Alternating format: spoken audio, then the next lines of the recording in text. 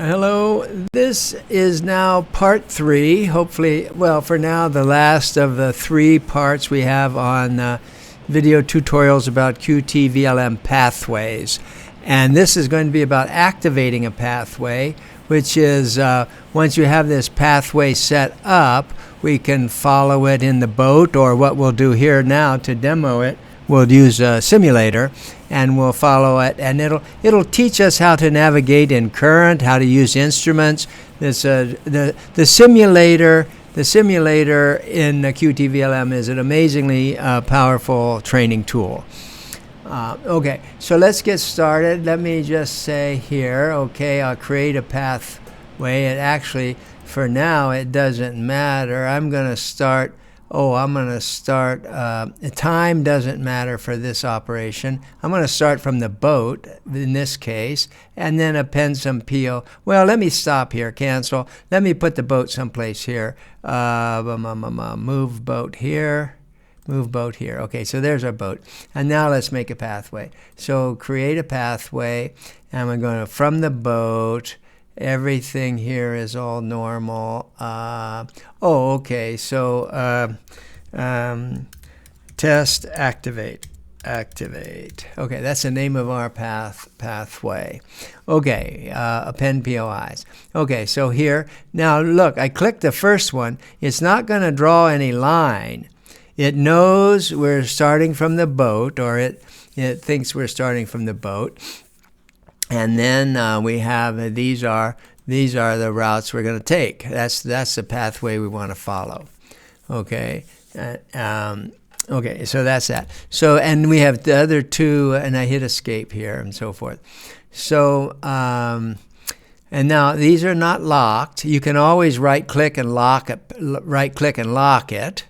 You can right-click and lock this thing so it won't move.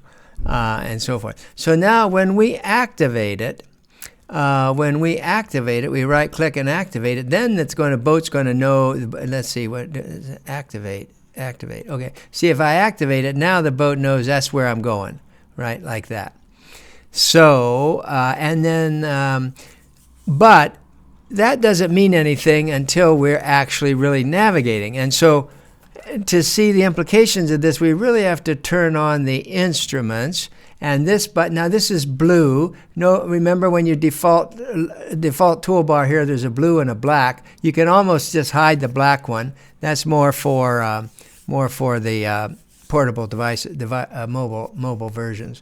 So here, this turns these instruments on like that. Now that's not a very interesting or even useful necessarily layout, but you change the layout under boat, instruments, and then you freeze or unfreeze them, right? And now these are called the LCDs. They're frozen, but I'm not going to do now a lesson on these. I think we have other notes on using the instruments.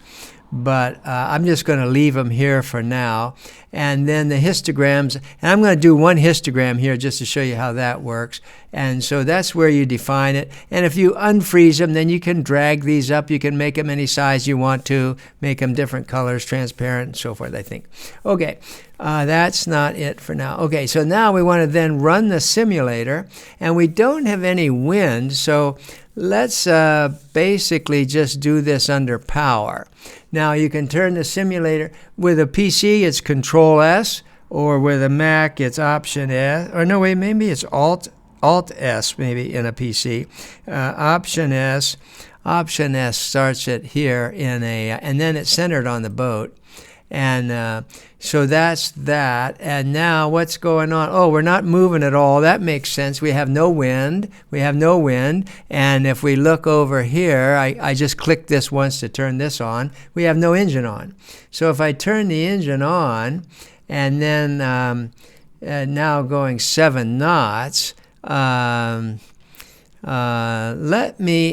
is going to be distracting for the moment. That's cross-track error. Cross-track error, where is that here? I'm going to just long hold here and let it go. Long hold, I'm going to come back to that, but it's a very powerful tool, but it's going to be distracting for what we're doing now. Okay, so now we're moving at 7 knots, going that way, and we'll be presumably creating a trail. a trail behind the boat as we move. And we have various information here now. Here's our speed, 7 knots. The velocity made course is how fast. We're going 7 knots this way, but if you project that, take a right angle right here, we're only going 6, let me go further, that make it more wrong. Let me go left a little bit. Here's where you go left. I just turn this left here, and you see I'm turning left, and when I want to stop turning, I go here.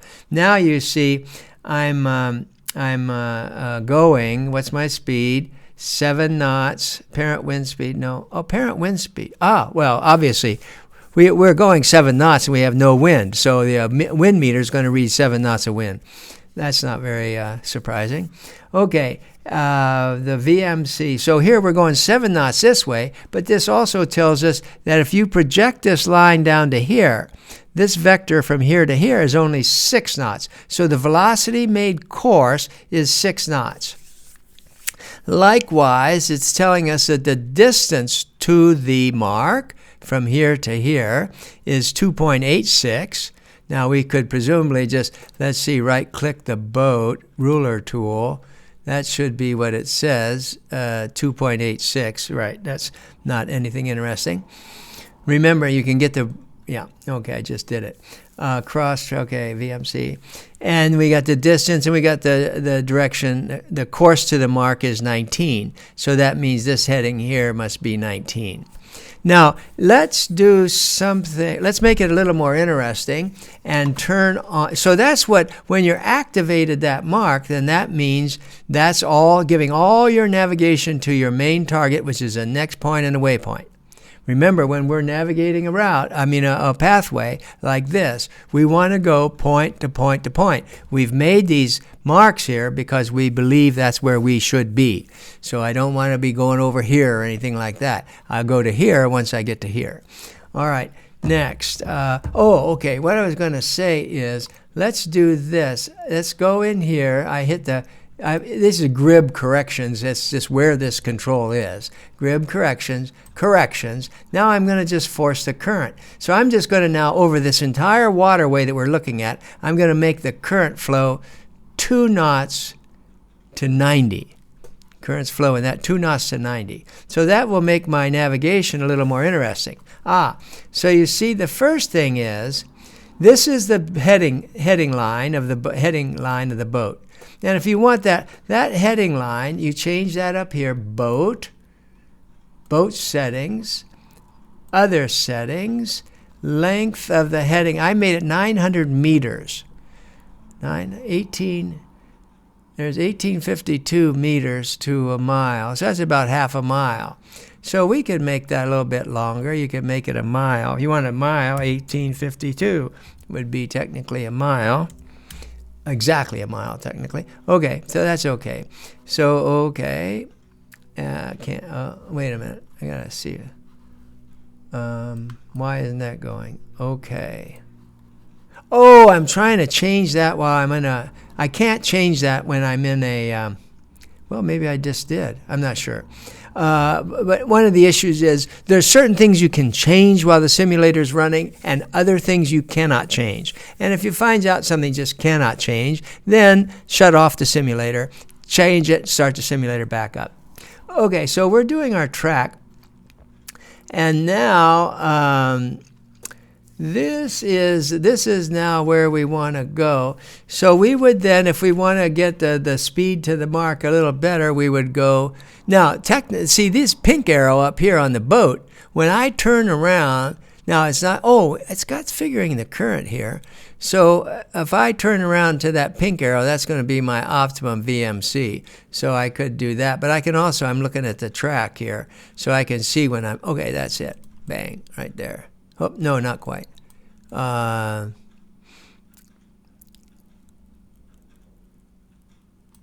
Let's see what that means here. Okay, yeah. See, now what that means, look at that. See, that means in the presence of this current,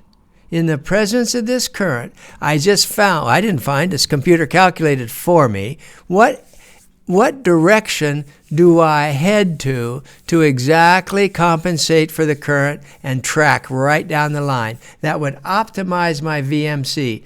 VMC 7.5, SOG 7.5. Now, depending on the current, this VMC could actually be a little, no, it could be higher than the boat speed, but not necessarily, not higher than the SOG. Okay, so that's the way that's working, and then that's the way you can play with the navigation. Then, as you, now let me show this cross-track error that I just shut off. That's called a histogram, which is just a graph of any of these. Very important tool, these histograms. Normally, when you're out sailing, you're going to want to have a graph of the true wind direction, true wind speed, because that lets you know how the wind is changing, So, but that's another lesson. We're not into like sailing lessons yet. That's a little bit later. So now we're just looking at the mechanics of this navigation and this tracking here.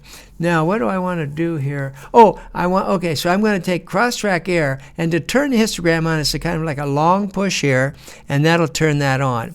Now, and this top line here, you can see it, but these are like 359 meters here. And you see we're over here, and that actually, that distance that it's showing, we are,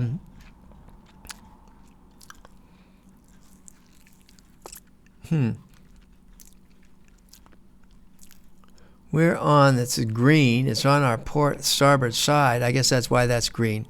The line is on our starboards.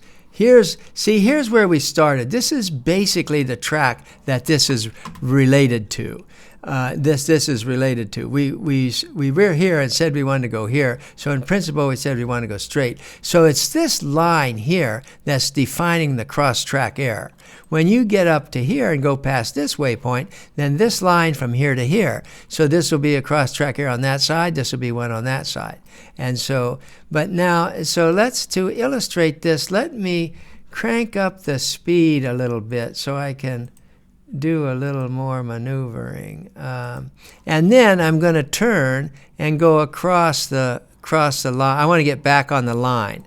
So normally, that's another philosophy to practice with. When you're navigating and a current drives you off the line, you can steer the boat to get back on the heading that you want.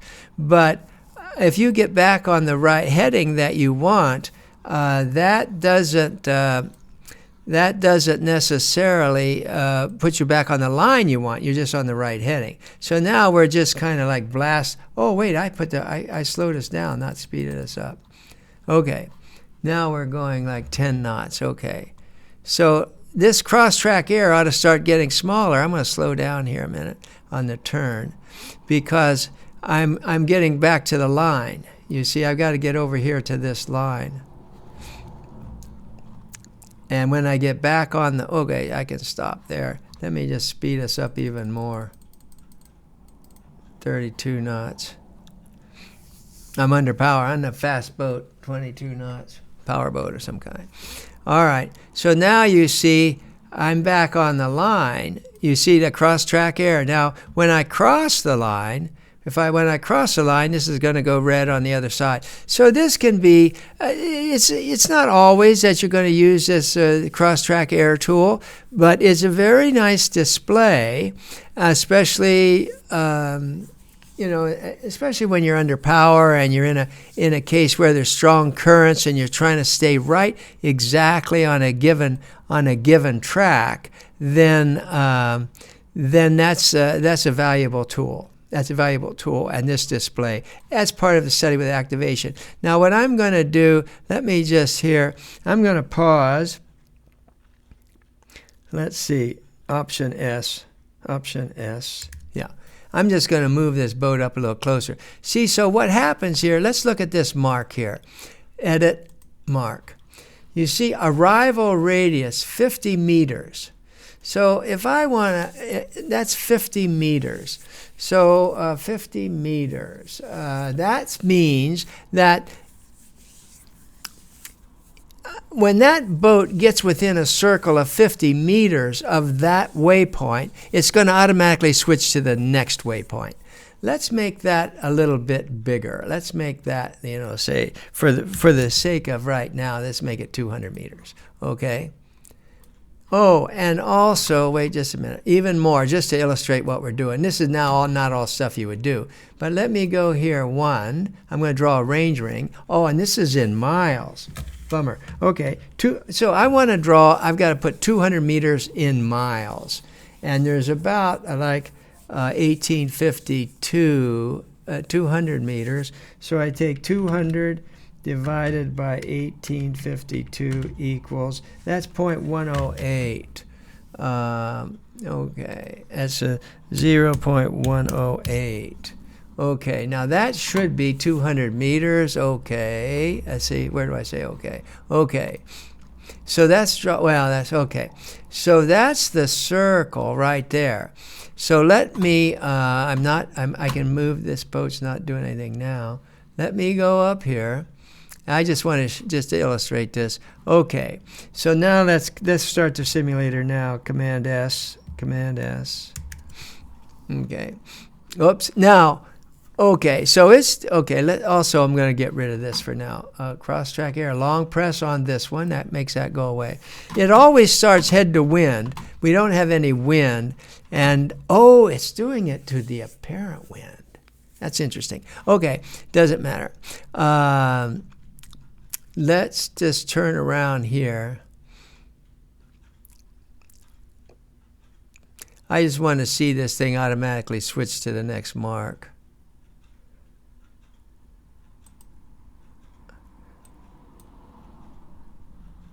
Okay.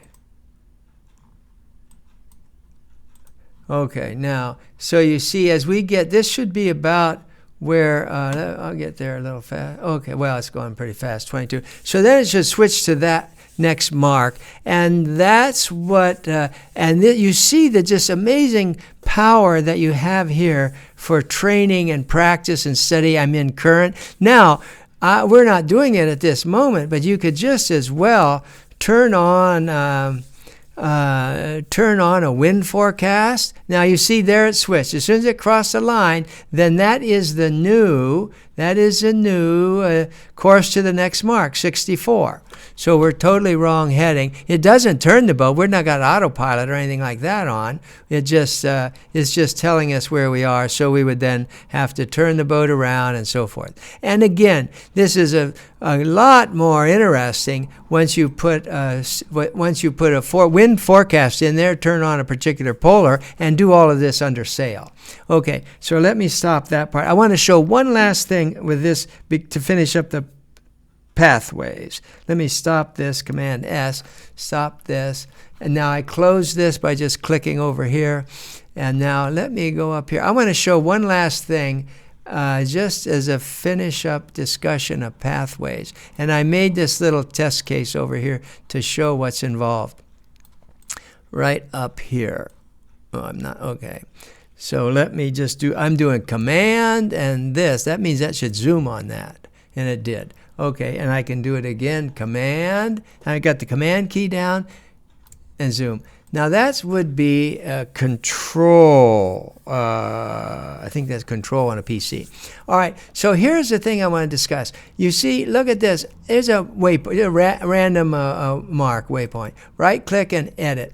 Here's what I want to address, this point down here. It says pathways, right? That means that this mark is part of the pathway ABC, okay?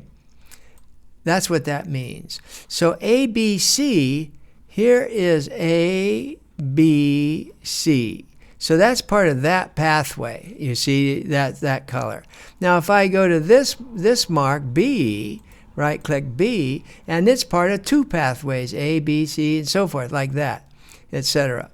Now, what you can do is you can actually delete these. You can actually delete, you say, if I delete this out of here, then that will actually delete it out of the pathway. So you have some control of the different things you can do, but I just wanted to show what that name on that pathway meant. so forth. Now, that feature can be used, there's different ways. One way that comes to mind is if you have like local racing, where you have all your marks out there, and you're going to take some course today depending on the wind, but it's always going to be between these 10 marks. And so you can have those 10 marks stored in your program and saved, locked. And then you go in and just to make your pathways for today's sailing, then you would actually be calculating routes and routings and so forth. But it starts out with a pathway, and that way you can then just move them around and change the headings and so forth. So that's what that's for. All of this, I'm saying, really in a big rush. You have to just slow down and practice with it. I'm going to stop there. That's a third and final one on pathways.